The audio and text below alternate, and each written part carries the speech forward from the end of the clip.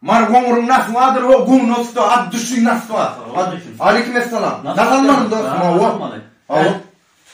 Senden aldım mı kan Mergen'in men go ad düşün nasıl var dostum balyanacak sen dostum Mergen'den alma Mergen'in kuyun bir kilo iyisi var. Dost ağzına reallara on kuyunu. Bir kilo turş tağım maray Mergen'in kudu. Men sen Allah'ıma usulüye kessin dostum.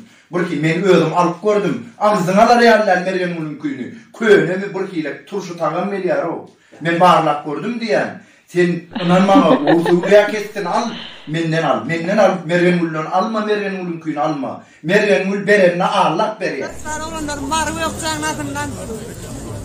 Çıkmıyor olanlar değil mi? Marı yokacağın, bet sapından var. Gel. Onunla da mağlanlar Mergen'in kuyunu koyarlar o.